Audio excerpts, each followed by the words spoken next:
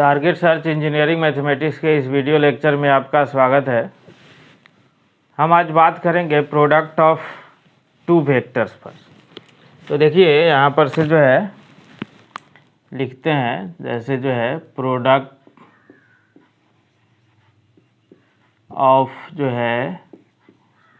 Two vectors, यानी जो है दो सदिश का गुणनफल। तो यहाँ पर देखिए ये दो तरह के होते हैं। एक जो होता है स्केलर प्रोडक्ट, और जो है इसको लिखते हैं डॉट प्रोडक्ट। ठीक है, डॉट प्रोडक्ट। और दूसरा कि आपको जो है वेक्टर प्रोडक्ट, और जो है इसको लिखते हैं हम लोग क्रॉस प्रोडक्ट। ठीक है, क्रॉस प्रोडक्ट। यानी तो सबसे पहले हम लोग जो है इसमें चर्चा करेंगे स्केलर प्रोडक्ट और डॉट प्रोडक्ट पर। तो देखिए पहला का डिफिनीशन हम लोग लिखते हैं कि यहाँ से जो है डिफिनीशन 1 का कि स्केलर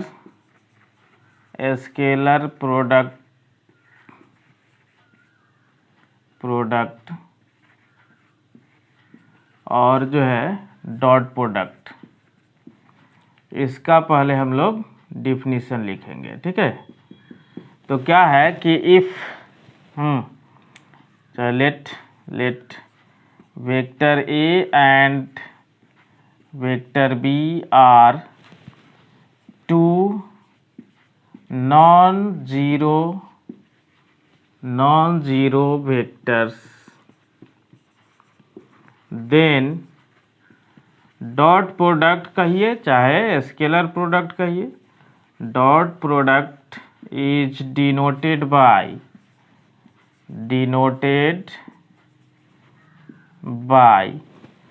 क्या, तो आपको जो है vector A dot B and is defined as vector A dot B equal to जो है magnitude of A into magnitude of B into cos theta. ठीक है, इससे जो है आपको डिफाइन होगा। अब जो है वेयर, जहाँ थीटा जो होगा वो होगा क्या कि angle between vector A and vector B. यानी आप जो है इसे अगर फिगर खींचे तो ये जो है वेक्टर ए हुआ और ये जो है वेक्टर बी हुआ, और इसके बीच का एंगल जो है थीटा है। तब जो है इसको हम लोग जो है डॉट प्रोडक्ट डिफाइन करेंगे क्या कि vector A dot B equal to magnitude of A into magnitude of B into cos theta.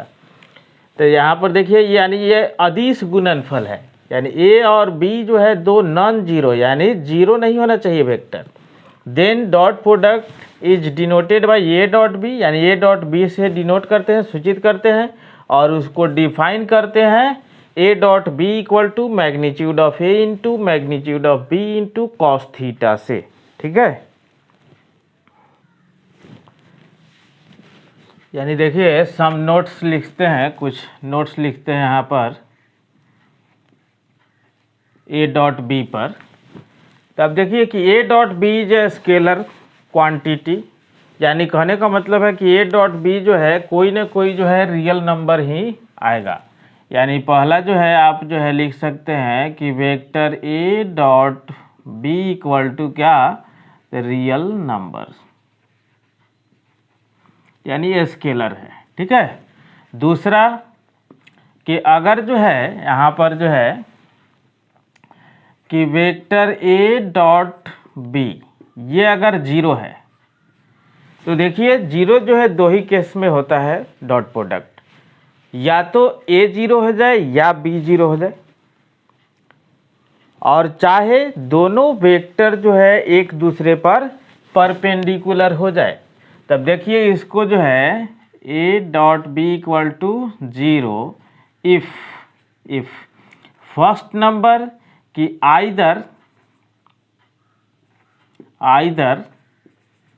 Vector A equal to 0 और जो है वेक्टर बी इक्वल टू 0, यानी ए और बी में से कोई एक 0 चाहे दोनों 0, ठीक है।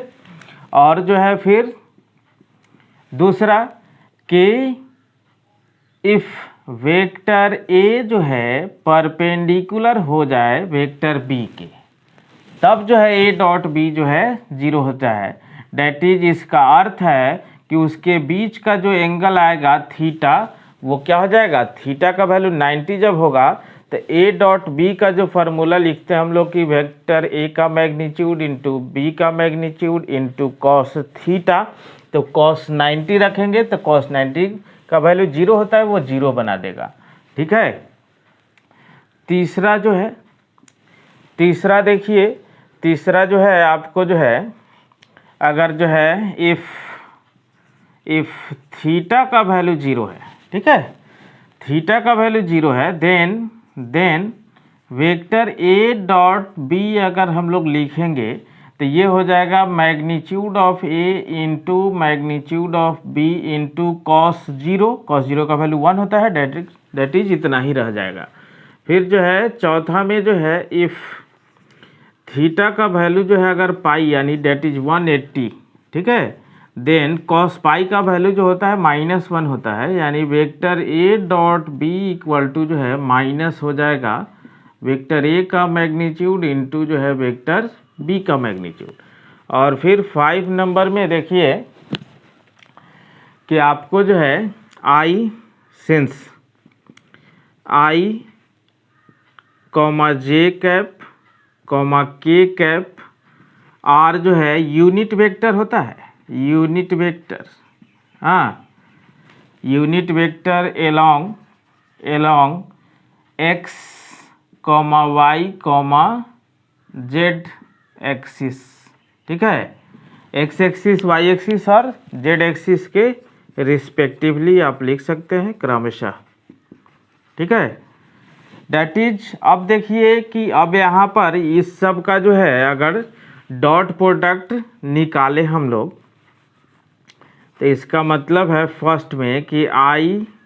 डॉट अगर जे हो, फिर जो है जे डॉट अगर के हो, और फिर जो है के डॉट अगर जो है आई हो, तो ये तीनों वेक्टर एक दूसरे पर परपेंडिकुलर है और एक दूसरे के साथ डॉट प्रोडक्ट है, तो इसका मतलब है यही केस आएगा, ये दूसरा वाला परपेंडिकुलर, डेट इज उसका वैल्यू क्या हो जाएगा,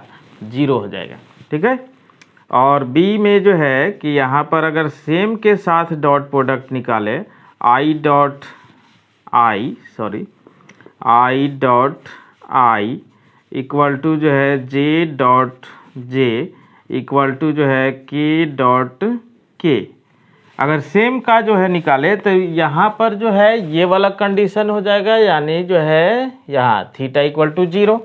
सेम वेक्टर है तो थीटा इक्वल टू 0, कॉस 0 का वैल्यू 1, और आई और जे जो है क्या है, यूनिट वेक्टर है, तो इसका मतलब है इस सब का वैल्यू 1। और फिर जो है 6 में कि यहाँ पर जो है कि इफ यहाँ पर जो है vector A dot B equal to जो है आप लिख सकते हैं वेक्टर बी डॉट ए, ठीक है, यानी डेट इज आप लिख सकते हैं कि dot product of two vector, dot product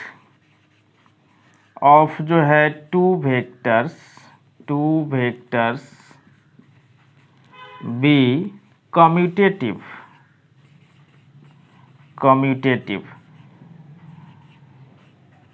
ठीक है, यानी जो है दो वेक्टर का जो अदिश गुणनफल होता है वो क्या होता है, क्रम विनिमय नियम को जो है फॉलो करता है, ठीक है।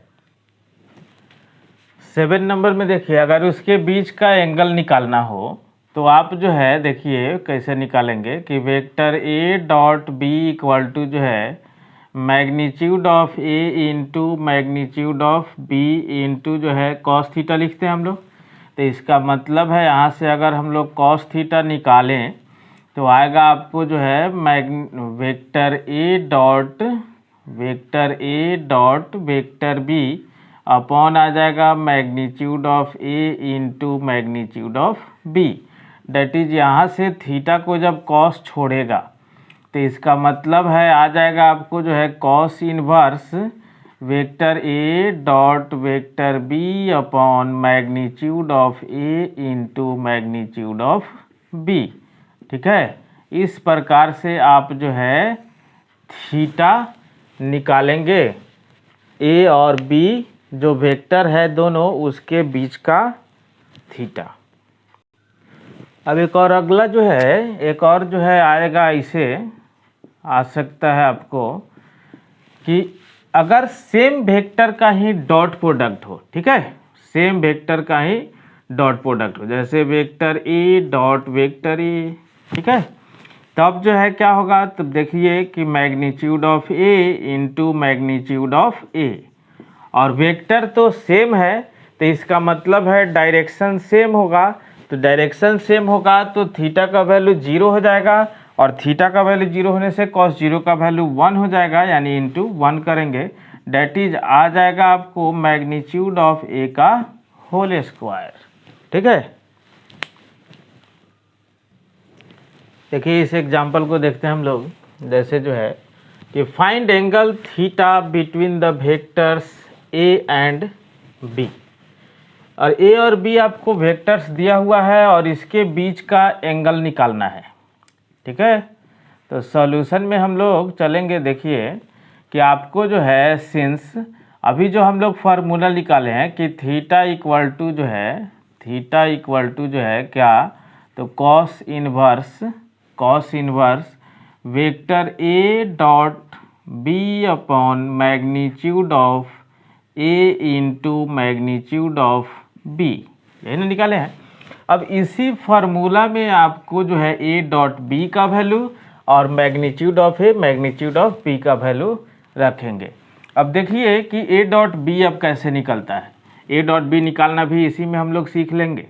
कि since vector A dot B निकालना है तो वेक्टर ए का वैल्यू है आपको I plus J plus minus K, सब पर यूनिट वेक्टर लगा हुआ है, और dot I minus J plus के।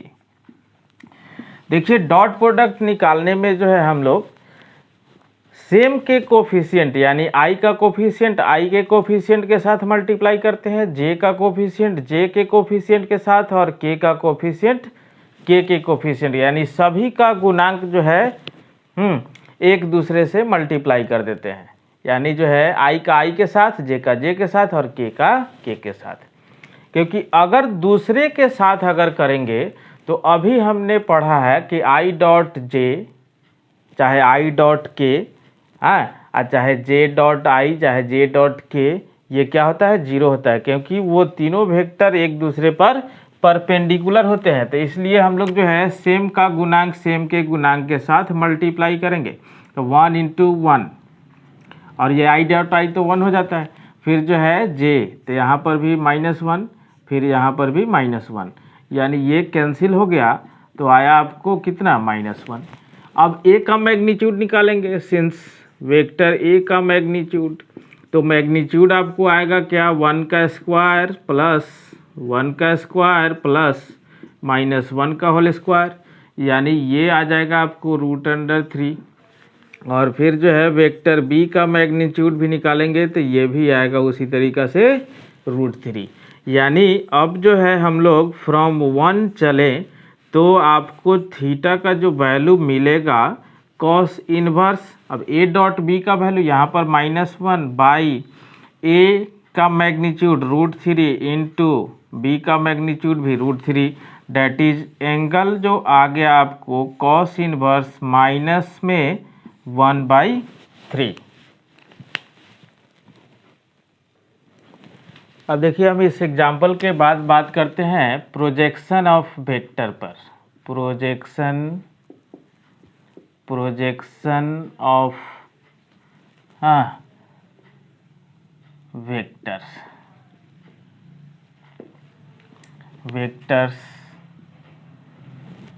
तब देखिए कि यहाँ पर जो है फर्स्ट नंबर में यानी जो है वेक्टर का प्रक्षेपण, ठीक है। तो जो है प्रोजेक्शन ऑफ वेक्टर यानी सदिश का प्रक्षेपण जो है क्या है, तो देखिए कि यहाँ पर जो है फर्स्ट में दो तरह का लिखते हैं हम लोग। प्रोजेक्शन ऑफ जो है अगर vector A on vector B का है, ठीक है, ए का बी पर प्रोजेक्शन, दैट इज ये जो आता है आपको जो है vector A dot unit vector B. अब देखिए अब जो है यूनिट यानी जिस वेक्टर पर आपको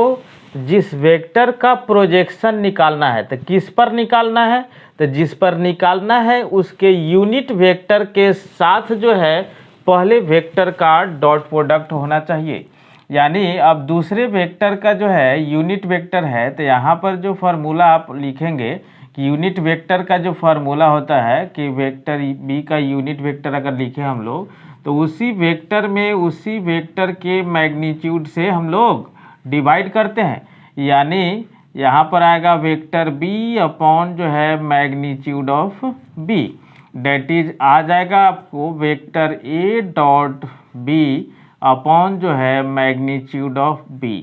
कब? जब ए का प्रोजेक्शन बी पर निकाले तब। अब इसी का अपोजिट अगर ऐसे लिख दे कि प्रोजेक्शन ऑफ जो है वेक्टर ए हाँ वेक्टर बी लिखिए, वेक्टर बी ऑन जो है वेक्टर ए। अगर इस प्रकार से पूछे बी का प्रोजेक्शन अगर ए पर पूछ रहा है तो आप लिखेंगे कैसे कि वेक्टर बी, तो पहला वेक्टर बी हो गया और ए पर निकालना है तो ए के यूनिट वेक्टर के साथ आपका जो है डॉट प्रोडक्ट होगा पहले वेक्टर का। तो फिर इस प्रकार से जब ए यूनिट वेक्टर का जब फार्मूला लिखेंगे तो वेक्टर बी डॉट जो है vector A by magnitude of vector A होगा। यानी यहाँ से जो आया आपको vector B dot vector A by magnitude of A, यानी इसको ए डॉट बी भी लिख सकते हैं क्योंकि B dot A equal to A dot B होता है। ये एक देख लीजिए अगला एक एग्जाम्पल है कि find the projection of the vector A equal to है 2i cap plus 3j cap plus 2k cap on the vector B equal to है i plus 2j cap plus k cap. तो आप देख लीजिए हम लोग को जो है सॉल्यूशन में कि हम लोग को जो है निकालना क्या है, तो वेक्टर ए का प्रोजेक्शन वेक्टर बी पर। तो आप देख लीजिए कि यहाँ पर जो है सिंस अभी जो फार्मूला हम लोग पढ़े हैं कि projection of vector A on जो है वेक्टर बी इक्वल टू, तो इसके यूनिट वेक्टर के साथ यानी मेन फार्मूला ही लिख देते हैं कि vector A dot vector B upon magnitude of vector B, यानी बी के यूनिट वेक्टर के साथ, इसलिए बी के मैग्नीट्यूड से डिवाइड करेंगे। तो आप देख लीजिए कि ए डॉट बी, तो ए डॉट बी जो आएगा आपको अब इसी में जो है हम लोग को सब रख देना है, ठीक है। तो अब देख लीजिए यहाँ पर जो है लिखते हैं कि डॉट प्रोडक्ट जब करेंगे since vector A dot B equal to कितना 2i cap plus 3j cap plus 2k cap और फिर जो है dot i cap plus 2j cap plus k cap, ठीक है।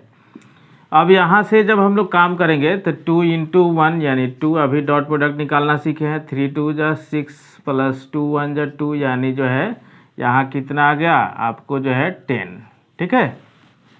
और b के मैग्नीट्यूड का ज़रूरत है, तो वेक्टर b के मैग्नीट्यूड जो आएंगे वो कितना आएगा, तो √1 का स्क्वायर प्लस 2 का स्क्वायर और प्लस 1 का स्क्वायर, डेट इज 4 और 2 √6 आएगा। तो अब जो है जब फ्रॉम 1 में रखेंगे आप, फ्रॉम 1 यानी जो है कि प्रोजेक्शन ऑफ जो है vector A on vector B जो हो गया आपको क्या आते, ए डॉट बी का वैल्यू आया है 10 और बी के मैग्नीट्यूड आए हैं √6, ठीक है। तो आप जो है इसको जब रेशनलाइज करेंगे तो 10√6/6 यानी आपका जो आ जाएगा कितना आ जाएगा, तो 5/3 इंटू √6, ठीक है। ये आपका रिक्वायर्ड आंसर हुआ।